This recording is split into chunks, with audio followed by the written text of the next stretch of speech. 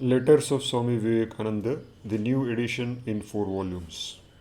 Letter number 357, addressed to Mr. Nikola Tesla. Mr. Nikola Tesla, 1856 to 1943, was the renowned inventor, electrical engineer, and physicist known for his pioneering work on AC electricity, wireless communication, electric motors, robotics, and X ray technology. The 1893 Chicago World's Fair was completely lit by Tesla's technology of polyphase alternating current.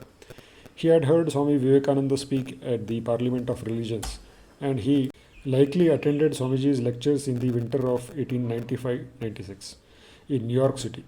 On 5th February 1896, Wednesday evening, a dinner party was given by Mrs. Austin Corbin and Miss Annie Corbin at their home, 425 Fifth Avenue, New York City.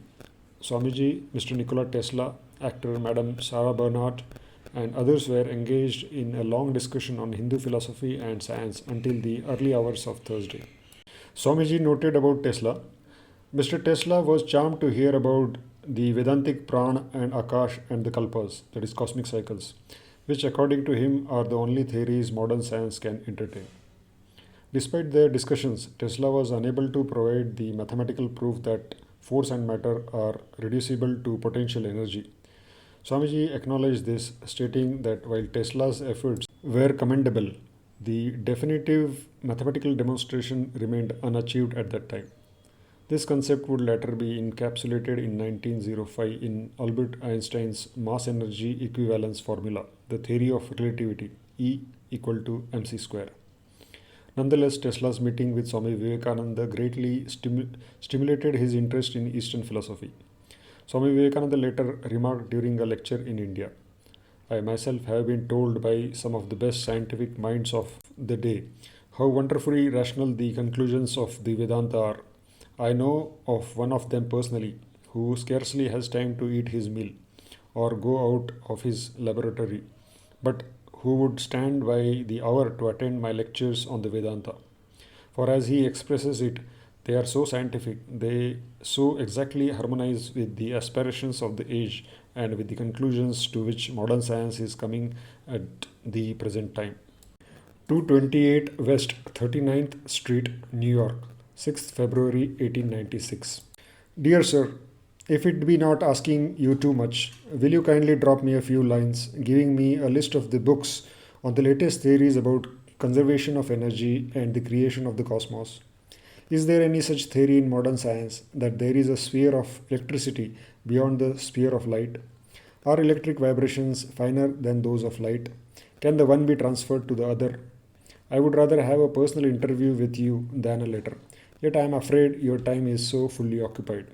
If, however, it be possible for you to grant me an interview, it will be a great kindness to me. I will suit myself to any time you mention. Footnote: Mr. Nikola Tesla's reply, dated 8th February 1896, reads in full. My dear sir, as it would be difficult to answer your questions by letter, and as I wish to have the pleasure of meeting you again, I would suggest a visit to my laboratory, 46 East Houston Street, any day next week you find convenient. Faithfully yours, N. Tesla. Footnote ends.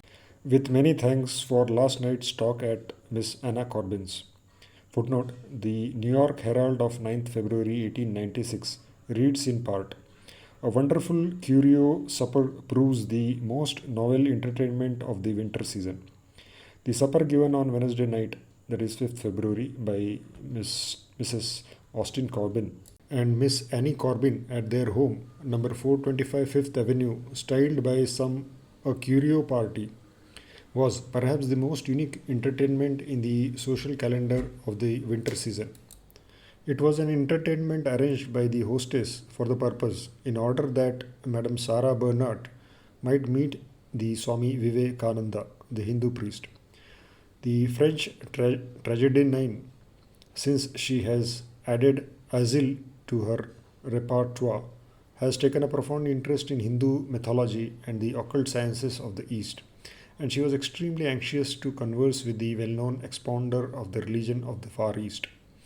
So on Wednesday night the opportunity was offered, and Madame Bernhardt was not slow to grasp it.